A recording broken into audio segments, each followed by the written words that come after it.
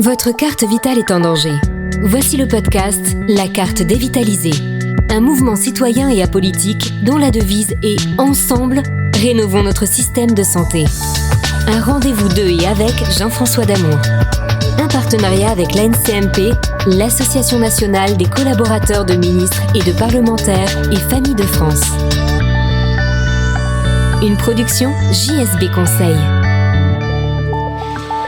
Il y a eu 3 numéros spéciaux. Je salue Jean-François, bonjour. Bonjour Sébastien. 3 numéros spéciaux lors d'une conférence que vous avez organisée dans le Val d'Oise. On a vraiment un très beau taux d'écoute de cette conférence que nous avions découpée en 3 morceaux dans lesquels on pouvait retrouver Frédéric Bizard, Jean-Paul Hamon et également Jérôme Marty. Vous avez vu les chiffres. Pour vous, c'était un beau rendez-vous ? C'était une très belle réunion, tous nos experts étaient au rendez-vous, sauf un de nos experts qui a eu un décès dans sa famille et donc qui n'a pas pu venir. Mais c'était vraiment une belle réunion qui réunissait donc des présidents nationaux de syndicats de médecins libéraux et qui réunissait également des représentants des patients. Il y avait notamment donc Chantal Huette, qui est la présidente de Familles de France, qui est un organisme agréé officiellement pour la santé. Et nous avions également le plaisir de recevoir donc Madame Françoise Launois, qui est la présidente de l'AFLAR, qui est l'Association française de lutte antirhumatismale. Et il faut savoir que les patients touchés par des rhumatismes sont au nombre de 20 millions en France. Alors c'est justement, vous parlez de rhumatisme, on va parler de mal de dos. Et c'est Jonathan qui a 34 ans de Lorient qui vous pose une question, Jean-François, aujourd'hui. Le mal de dos peut-il être dû à un surpoids, et si c'est le cas, quels sont les risques irréversibles ? Alors c'est sûr que le surpoids est une cause de beaucoup de pathologies, et notamment de pathologies rhumatologiques, et en particulier donc de pathologies au niveau du dos, puisque le surpoids entraîne donc une pression trop importante pour toutes les articulations du corps pratiquement, et en particulier au niveau du dos, c'est principalement ça entraîne donc un tassement des disques intervertébraux, et quand la situation se dégrade fortement, ça amène à une irritation des nerfs qui est très, très douloureuse, et dans les cas extrêmes, on peut arriver à une paralysie de l'un ou des 2 membres inférieurs. Il faut bien sûr éviter d'arriver à ce stade-là.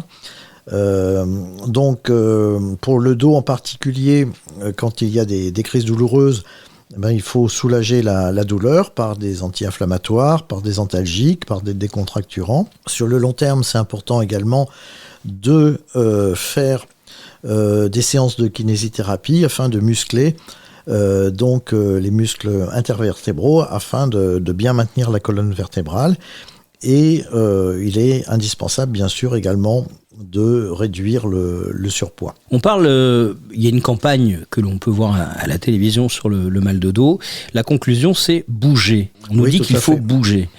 Alors que quand on a mal au dos, on a plutôt tendance à essayer de rester couché parce qu'on a du mal à se mouvoir. Alors c'est vrai qu'autrefois, même dans les traitements, on disait aux patients surtout, vous restez allongé, vous bougez pas. Et là, on leur dit le contraire, c'est-à-dire qu'on leur dit surtout ne restez pas allongé de façon prolongée, ce qui aurait aussi, ce qui entraînerait des risques de phlébite, donc qui pourrait dégénérer en embolie pulmonaire. Et le fait de bouger donc permet aux articulations de s'assouplir. Et donc ça fait partie maintenant du traitement, c'est surtout ne pas arrêter de bouger, se mobiliser, et en association bien sûr aux médicaments qui soulagent la douleur afin que ce ne soit pas pénible pour le patient. Comment on sait si notre mal de dos est plus grave qu'un autre et justement nécessiterait qu'on ne bouge pas ? Parce que le mal de dos c'est un peu générique finalement. Alors le mal de dos, oui, ça peut être dû à beaucoup de choses.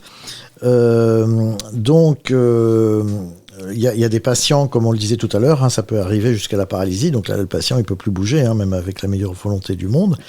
Et donc, disons que les choses se font naturellement. Si le patient a une incapacité totale pour se mouvoir, de toute façon, il bougera pas. Donc le problème ne se pose pas en ces termes, il se pose plutôt en encourageant le patient donc à ne pas rester immobile et essayer donc de mobiliser ses articulations. Merci Jean-François, rendez-vous la semaine prochaine. Avec grand plaisir Sébastien. Carte dévitalisée, le podcast.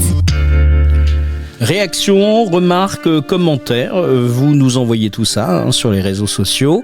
Je vous rappelle que vous pouvez avoir plein d'informations sur le système de santé que défend Jean-François Desmours, votre médecin, devenu également aussi votre gendre préféré, rêvé peut-être parfois. Sur les réseaux sociaux, vous pouvez aller évidemment sur Facebook, taper Carte dévitalisée, vous pouvez aller sur Twitter, et lorsque vous allez sur le www.cartedévitalisée.fr, vous tombez directement sur nos podcasts, parlez-en et surtout partagez l'information autour de vous. Vous venez d'écouter le podcast de la Carte dévitalisée, en partenariat avec l'NCMP, l'Association nationale des collaborateurs de ministres et de parlementaires, ainsi que Familles de France. Retrouvez-nous sur cartedévitalisée.fr, mais aussi sur tous les réseaux sociaux en tapant tout simplement Carte dévitalisée. Et n'oubliez pas notre devise, ensemble, rénovons notre système de santé.